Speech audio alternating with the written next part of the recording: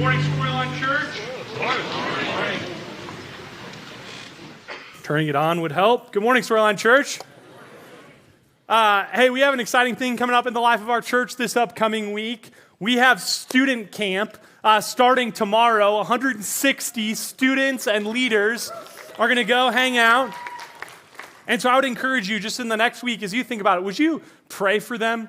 We're expecting that God's going to do an amazing work, that students will encounter the good news of the gospel for the first time, surrendering their lives, that students in the coming months will get up here on the stage and enter the waters of baptism, proclaiming new life that they found in Christ this week. And so would you pray alongside our church family for what God would do this upcoming week? This morning, we're going to be continuing on in our series through the Psalms as we look at emotions. How to bring our whole lives, all of our emotions before God. And this morning, we're going to be in Psalm 25. So if you have a Bible, Psalm 25 is where we're going to be. And as you turn there, we're going to look at loneliness. And as you turn there, I have a question for you. Does summer lead anyone else to having nostalgic moments? Anyone else feel like summer's full of nostalgic moments? I feel like I'm getting them more and more these days, as I have 2 young kids, and we're doing things over the summer that I used to do when I was a kid.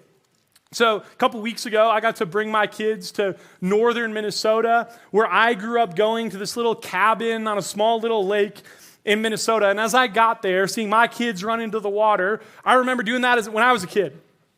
And all the memories come flooding back of thinking that I knew what it was like to, really take high risk by getting on a tube that's tethered to the dock as boats drive by, and I'm like riding the waves, I think I know what it's like to surf, and then you kind of grow up a little bit, and you tube behind the boat, and then you keep going, you ski and wakeboard, and I remember the first time I surfed behind a boat in Minnesota, and I was like, I have arrived. Like, I know what it's like to catch a big wave. This is awesome. And I went to the ocean for the first time, and I start a dead sprint to jump in the water myself, and my dad grabs me. Colin, you can't get in the ocean. You don't know what the waves are like. And I'm young. I look at my dad. Come on, Dad. I know what big waves are like. I've been riding them in the lakes of Minnesota my whole life. He said, Colin, you know what lake waves are like. You have no idea what ocean waves are like, because ocean waves are different. They come fast, they come sometimes unexpectedly, and they always come stronger than you think. And if you're not prepared, they're going to rock you. And then the undercurrent is going to suck you in, and it's going to pull you out from the shore. You can't get in the water without me, son. Ocean waves, they come fast, unexpected, and always stronger than we think. And I think that's sometimes how it is with loneliness. Loneliness, sometimes we see it coming from a mile away, but sometimes it sneaks up on us. And loneliness always comes in waves. Always comes in waves that are harder than we expect them to be. So the main question we're going to look at today is, what do we do when the waves of loneliness crash? What do we do when the waves of loneliness crash? Maybe for some of you, you don't think that we need to talk about loneliness. But the reality is that we have a loneliness epidemic. We have loneliness all around us. Loneliness because of tragedy, loneliness because of sin, loneliness because of pain and waiting, loneliness because of choice. And the scary thing is, we have no idea what to do when the waves of loneliness crash. We have no idea what to do when the waves of loneliness crash. But again, maybe some of you think, man, I'm the exception. Like, I'm going off to college in a few short weeks, and I'm going to meet the best friends that I've ever had in my entire life. I'm never going to be lonely again. Just for welcome week to come around. And it feels like everyone has plans but you. And you find yourself in your dorm room feeling lonely. Or for you, you think, man, I've never been lonely, and I'm never going to be lonely. Because what you don't know, Colin, is that in a few short weeks, I'm getting married. And I'm never going to be lonely again. A couple married couples chuckle, right? It's like, oh, the friends go out and do something, or our first marital disagreement, and all of a sudden, I'm in this house with this life I thought I wanted, feeling lonely. Or maybe you feel mature in your marriage. We're in the golden years of our marriage. We've kind of figured it out. We don't feel lonely anymore. just for death to rob you of the golden years of life, and you find yourself feeling lonely. Others of you in the room, I don't need to convince that loneliness is a problem. You know it all too well. You come in this morning carrying loneliness. You know so well what it's like for the waves of loneliness to crash, and for you, it doesn't really feel like it comes in waves. It feels like it just sticks on you and has become a friend.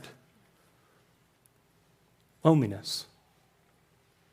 Like for you, you've been praying for a spouse, and 2026 is another year of waiting. Or 2026 was full of big plans until a tragic death left you as a widow. Which feels like your entire life is characterized by friendships not being what you thought they would be, not being what you needed them to be, and you find yourself feeling lonely. Whether you feel it or not, loneliness isn't distant from the room, and like waves, sometimes we see it coming, and sometimes they come completely unexpectedly. And so whether it's right now, whether it's when you get home from church and you're not around a room full of people anymore, whether it's later this week, the question becomes, what will you do when the waves of loneliness crash? What will you do when the waves of loneliness crash? This is Psalm 25, a psalm of David. Starting in verse 16, this is what he writes. Turn to me and be gracious to me, for I am alone and afflicted. The distresses of my heart increase. Bring me out of my sufferings. Consider my affliction and trouble and forgive all my sins. Consider my enemies. They are numerous and they hate me violently. Guard me and rescue me. Do not let me be disgraced, for I take refuge in you. May integrity and what is right watch over me, for I wait for you. God, redeem Israel from all its distress. Psalm 25 is an incredibly artistic psalm that I think sometimes we miss as we read it in English. Because if you read it in the original Hebrew, something you'd notice is this is what's known as an alphabetical psalm, which means each line starts with a different letter of the Hebrew alphabet. So here's what King David is doing. He's giving us an A to Z prayer for those of us in the midst of distress. See, Psalm 25 isn't just about loneliness. It's a prayer in the midst of sin, suffering, and heartache. And so David is going to write this A to Z prayer of Psalm 25 to pray in the midst of the hardest days of life. So on the hardest days of life, he says this in verse 16. Turn to me and be gracious to me, for I am alone and afflicted. Being lonely, scary place to be, especially when it comes unexpectedly. Before we go any further, I need to clarify something. Loneliness is not a sin. The feeling of loneliness is not a sin, but what loneliness does is it brings us to a crossroads where we have to make a decision. Are we going to trust God's way, or are we going to grasp for immediate relief from this feeling of loneliness? Loneliness brings us to a crossroads. We trust God's way, or are we going to grasp for relief? And this is David asking, what do I do when the waves of loneliness come crashing? This morning, what I want to give you are some of the anti-points. What I want to give you are the things that I think we're quick to run to in the midst of loneliness. The temptations that we can feel when the waves of loneliness come crashing. What do you do when the waves of loneliness crash? Temptation 1. Compromise our integrity. Look at verse 16. Turn to me and be gracious to me, for I'm alone and afflicted. The distresses of my heart increase. Bring me out of my sufferings. May integrity and what is right watch over me. For I wait for you. That's verse 21. May integrity and what is right watch over me, for I wait for you. See, David's alone. And we're not certain of the context in which Psalm 25 was written, but perhaps David's on the run. Because David spends a lot of his life fleeing. He flees Saul, he flees Absalom. So just for the sake of an example, let's say David is writing this while fleeing Saul. Saul's the king of Israel, but David's been anointed as the king. But Saul doesn't want to get off the throne. So the two duke it out. And And Saul tries to kill David. Like Saul is running after David to try to kill him. But David then has the opportunity to kill Saul.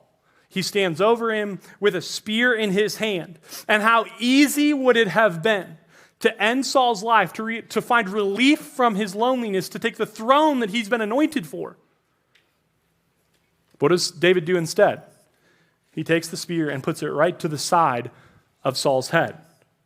But I think for us, when we find ourselves in moments of loneliness, we can think, I'll do anything to not be lonely.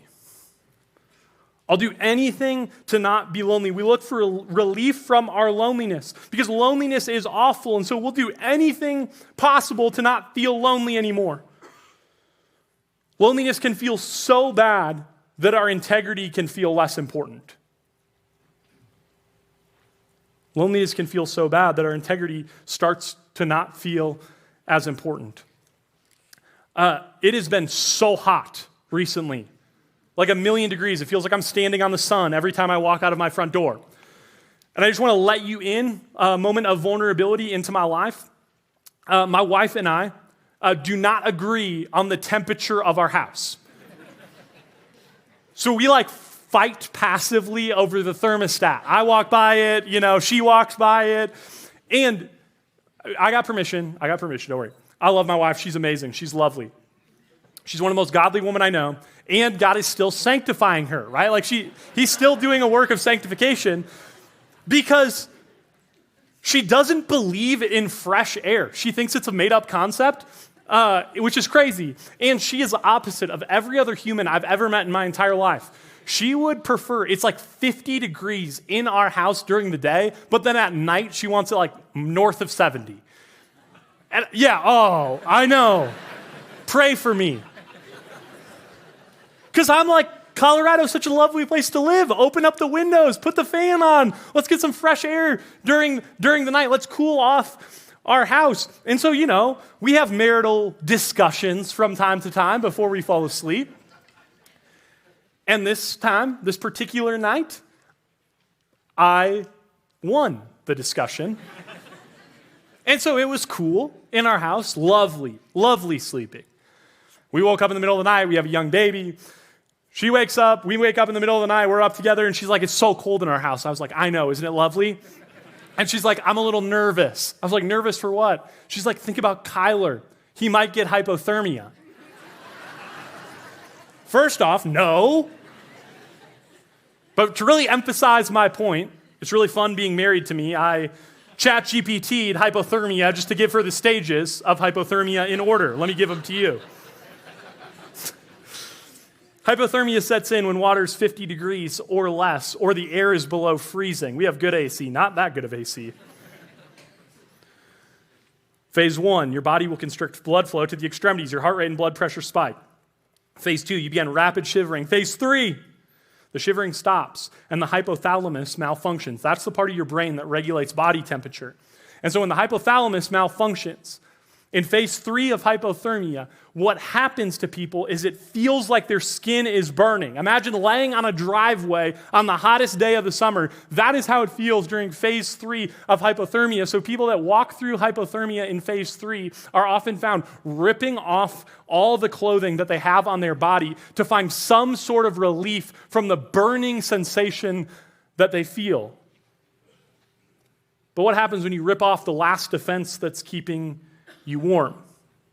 It just speeds up the process of your body freezing. I think this is a little bit how it is with loneliness. It feels like I want to do anything to not feel lonely. I'll compromise my integrity just to speed up the process of loneliness and suffering and life not being what we want it to. Because loneliness stinks, but sin always stinks more. Stinks worse. So maybe for you, you find yourself feeling lonely because you want a spouse. So as you feel lonely, the thoughts begin to creep into your mind. Man, maybe they don't need to love Jesus. They just need to come to church with me. Or maybe they don't even need to come to church with me. They just need to be okay with me going to church. And the quiet thoughts of your mind begin, I don't actually need my integrity. What I need is to not be lonely. Or for you, marriage is on the horizon, and you're waiting until your marriage day, but as you go home by yourself at night, you begin to think, man, I just don't want to be lonely anymore. I just want to speed up this process a little bit. Let's move in together. We're going to get married anyways. Let's compromise a biblical worldview of sexual integrity because we're going to get married anyways. It doesn't matter that much. I just don't want to be lonely anymore. And we begin to compromise our integrity to alleviate our loneliness. Or let me give a different example that's not relational in that sense. Maybe you're at work and you find yourself on the other end of the table than your coworkers, literally and figuratively. Because you try to hold a Christian worldview where you're talking about who God is and the good news of the gospel, inviting people to believe, inviting people into church, but that's not really accepted by your coworkers, and so you're kind of pushed to the side. You feel lonely. Maybe having a Christian worldview isn't that important. Maybe the way I talk doesn't actually matter that much. Maybe I'll just keep my thoughts to myself, where we compromise our integrity to not feel lonely. What do you do when the waves of loneliness crash? I think we all can be tempted to compromise our integrity. But there's another option. We can wait on the Lord. Look at Psalm 25, starting in verse 4. Make your ways known to me, Lord. Teach me your paths. Guide me in your truth and teach me, for you are the God of my salvation. I wait for you all day long. Friends, waiting on the Lord can be so difficult. It can be so painful in the midst of suffering and loneliness. Waiting can feel like the last thing we want to do. But the invitation of Psalm 25 is a refusal to compromise our integrity. It's a refusal to have a quick fix. And instead, we wait. Some of you have been waiting a long time. You've been waiting a long time. And I can't promise that the thing you're praying for will happen, but what I can promise you is God is not wasting your waiting time. God's working while you wait. You may not see it, you may not feel it, but God is working while you wait, which if God is working while you wait, then that changes the way that you wait. Perhaps you're waiting for a spouse. And the quiet thoughts creep in of maybe I'll compromise my standards so I don't have to feel lonely. And you can begin to think, what if God is forming something in me, doing something in me that's for my good and for his glory? Even if it never results in a spouse in the end, it's good for me to wait. Or perhaps you're waiting on marriage. It'd be so much easier to escape loneliness by compromising my integrity, but I'm going to wait because God's forming something in me. He's shaping me into the husband or wife he needs me to be, or perhaps it's more the coworker example. I'm so sick of feeling alone at work. Maybe I'll just stop talking about having a Christian worldview. Perhaps God's doing something in you, and you don't know what God's doing in your coworkers, that it's worth it to continue to wait on the Lord even when we feel lonely. So what happens when the waves of loneliness crash? Do we compromise our integrity? Or do we wait on the Lord? Here's the second temptation. When the waves of loneliness crash, I think we can be tempted to pursue isolation. Like I've said before, the background of Psalm 25 is unknown, but I like to use my biblical imagination to imagine that David is writing this in a cave. And here's what I found about people walking through seasons of loneliness, is that people walking through seasons of loneliness can learn to love the darkness of the cave. See, the isolation of a cave over time stops feeling like a prison and starts feeling like a fortress. Recently, there was a study that found 2/3 of men feel like no one actually knows them. People may know their name, but people don't know their pain, their past, or their private thoughts. You may not call it loneliness, but that's being alone. Even if you're sitting in this room right now, surrounded by hundreds of people, I think over time, that actually leads to loneliness. When no one knows you, when no one knows what's actually going on in your life, how easy is it to compromise your integrity? What I look at, what I do, what I think, what I feel doesn't matter because no one knows what's going on in my life. So my quiet thoughts can live. And then what happens? We have quiet, secret sin. This is why I think men in particular are characterized with struggling with secret sin, because no one actually knows them. But then when you're struggling with secret sin, it's not like you want to pursue others to just disclose your secret sin, so you end up pursuing isolation. So when we feel lonely, we end up pursuing isolation and living in an echo chamber of our own thoughts and feelings. Maybe you walked in today and you wouldn't say you struggle with loneliness, but you just love isolation. So let me define a few terms for you. I think solitude is being alone with God. You guys should all pursue a solitude, to know what it's like to be alone with God. But I think some of us mask our isolation by calling it solitude, but isolation is refusing to be known by God's people. Solitude, being alone with God; isolation, refusing to be known by God's people. And we can end up beginning to prefer isolation because friendship makes us vulnerable. To be known means people have access to us, which means they can encourage us, they can strengthen us, and they can love us, but it also means they can disappoint us, they can misunderstand us, they can leave us, and they can wound us. Friendship.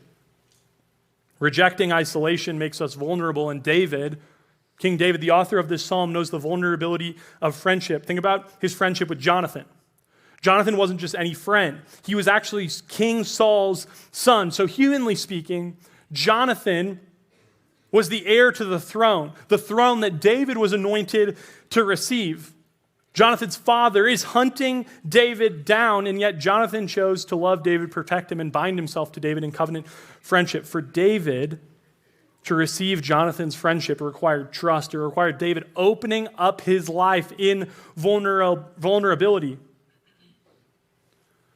But I think we can do the opposite in our loneliness. We can think it's better to protect ourselves from love and the vulnerability of it. It's easier to stay home, stay quiet, and not be honest when people ask.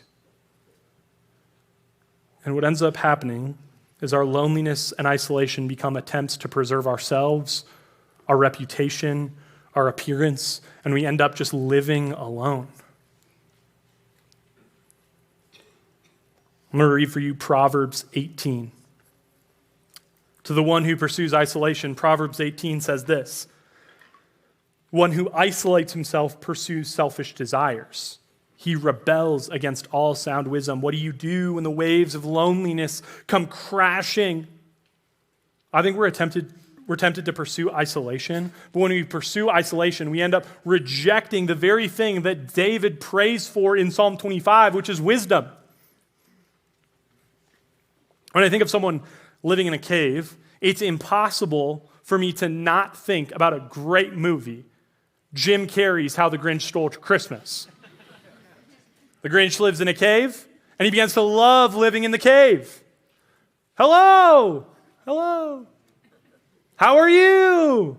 I asked you first. Then the all-time line: I'm an idiot. You're an idiot. When you yell in a cave, it sounds like someone's yelling at you. But the reality is it's just the echo of your own voice. But when that's where we live, we can begin to convince ourselves of anything. Friends, you need other people to have sound wisdom in your life. If you want to be wise, if you want to know and grasp God's ways, you need other people speaking into it. But let me tell you, the good news of God's grace to us is that when he saves us, he doesn't just save us to himself, he actually saves us into a church family. This is what 1 Corinthians 12 says about the church family. The eye cannot say to the hand, I don't need you.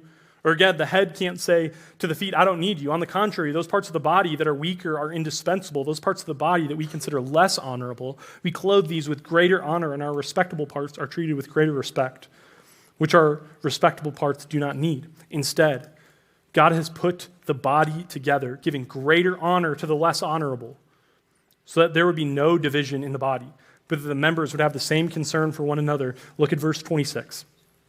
So if one member suffers, all members suffer with it. If one member is honored, all members rejoice with it. Friends, we need each other.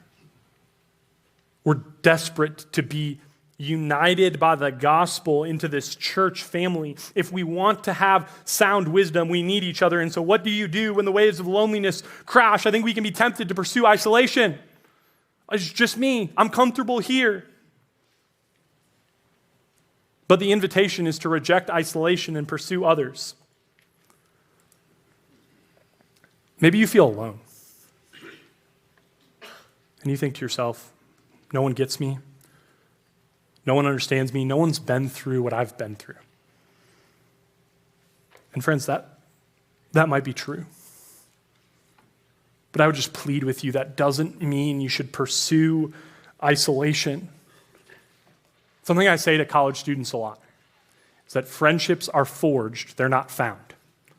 Friendships are forged, they're not found. And so we think that the suffering I'm going through and the isolation I feel and the loneliness that I have is going to distance everyone else from me. But perhaps inviting people into that with you is the very thing that will forge newfound friendships in your life. And so for you, maybe the application step is to join a group. We have groups here at Storyline. I love our groups. Our groups open up God's word together. Our groups pray together. But I think the best thing that our groups do is our groups offer a space for you to be known by other people in our church family. Our groups offer a space for you to be cared for by our church family and to care for others in our church family. And so my ask for you, if you consider joining a group, isn't just that you join a group chat or you add a weekly obligation to your calendar, but that you fight to actually be known by a group of people. You fight to tell someone what's actually going on.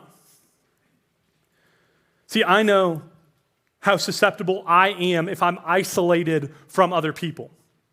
So there are a few men in my life that I've handed what I call an all-access pass to. And these men know they can ask me absolutely anything about my life. How much money I make, how much money I give away. My sin that I'm struggling with, and the last thing I said to my wife was. I've offered this to men so that I know that there's nothing in my life that can't be known by someone else. See, as we hear that 2/3 of men aren't deeply known by anyone, I would guess that that statistic wouldn't be that much different in this room. Which means that there are a lot of men in this room that would say, if they were honest, no one actually knows me. But what if that wasn't true in this room? What if this room was full of men and women who were so deeply known by the people in this church family? What if people were offering all-access passes to other people in their life so that secret sin was no longer a thing? Maybe for you, you feel comfortable at the fringes of Storyline. You've been coming for a while, and you hear about spaces where you can be known, loved, and cared for, but it's easier to just show up and leave without actually being known. And my invitation to you is to see the good news of the gospel, that when Jesus saves us, he doesn't just save us to himself, he actually saves us into a church family, that we need you, and you need us. That we want to care for you and walk with you through the hardship of life. And so we want to invite you into church membership at Storyline. Let me tell you a little bit about church membership at Storyline. Church membership at Storyline, or the members of Storyline, are extroverts and introverts. Members of Storyline are both healthy and sick, spiritually and physically. Members of Storyline are rich and poor, but let me tell you something else about our church family. Our church family is a place where we're not okay with people living in isolation. I mean, if you struggle with it, we want to invite you to be a part of it, but I just want you to know that as a church family, we're going to pursue each other, we're going to love each other, we're going to care for each other, and we're going to walk through the hardest moments of life alongside one another. So if joining our church family is an application step for you, Sunday, September 20th, after our third service, We have a member class, and maybe you're unsure. I would invite you, just attend our member class.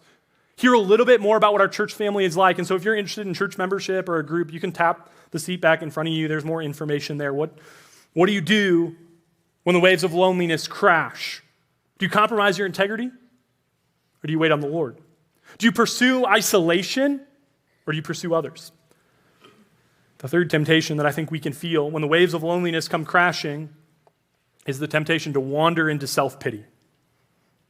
Imagine if Psalm 25 wasn't a prayer to God, but was a journal entry meant for David's eyes only. It might read something like this. Woe is me, for I'm alone and afflicted. Nobody cares about me. The distresses of my heart increase. I'm forever stuck in my sufferings. Think about my affliction and trouble. Maybe I've made some mistakes, but I don't deserve this. I have a growing number of enemies. They're numerous and they hate me violently. I should look out for myself so I'm not disgraced. I will hide so I can't continue to be hurt. I think it's so easy to wander into a woe is me mentality, to look inward at ourselves. Maybe you don't journal words like this, but your thoughts begin to go to places like this. I need to look out for myself.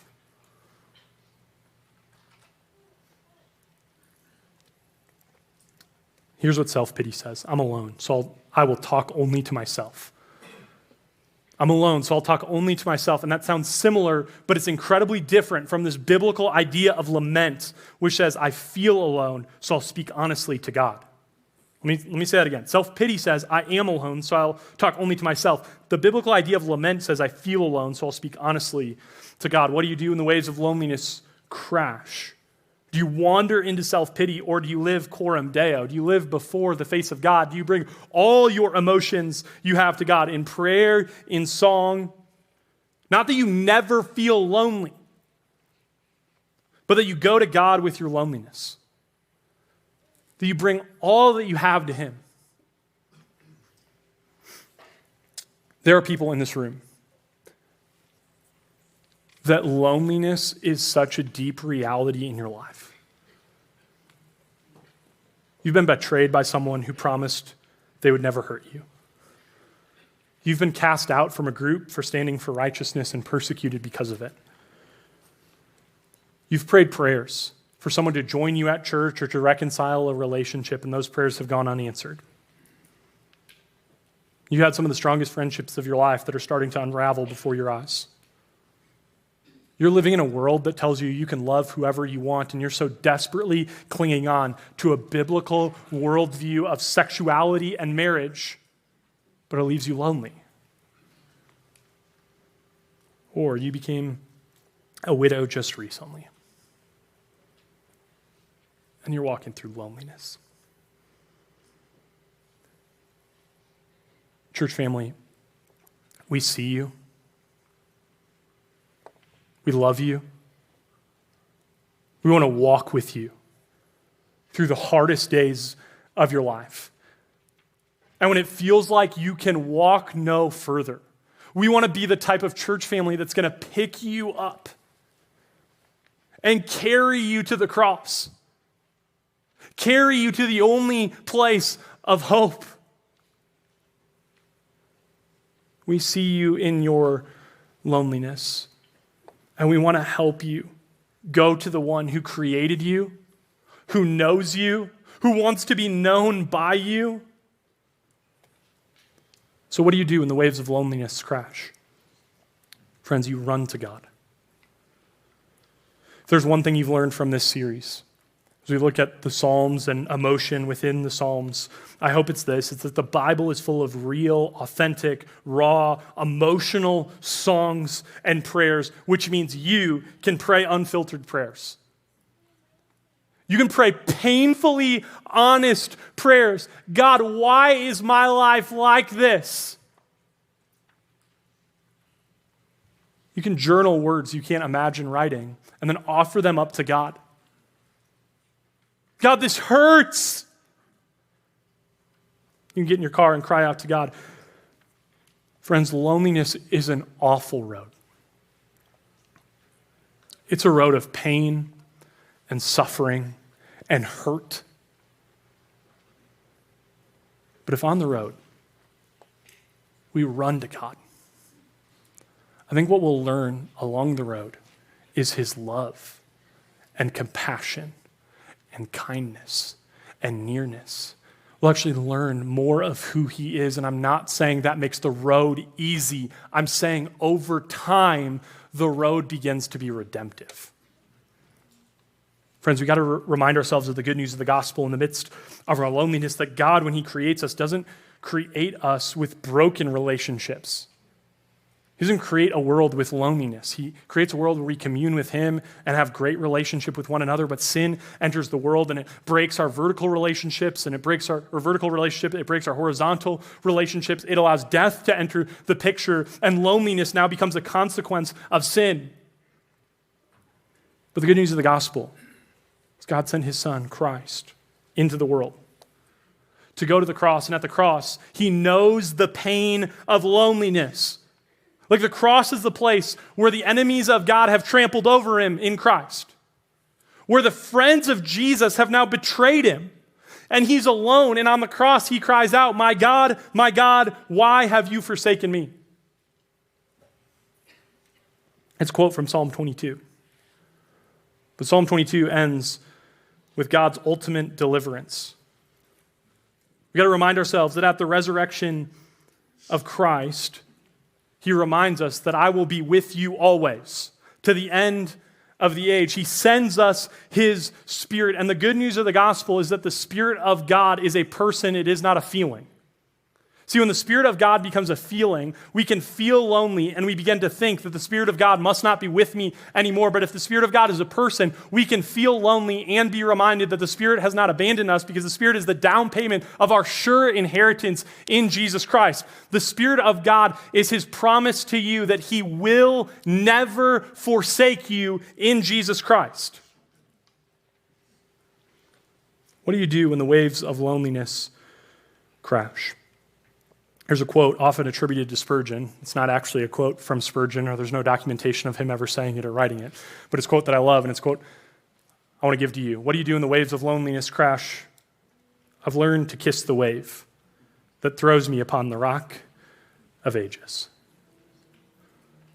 Friends, you don't love loneliness.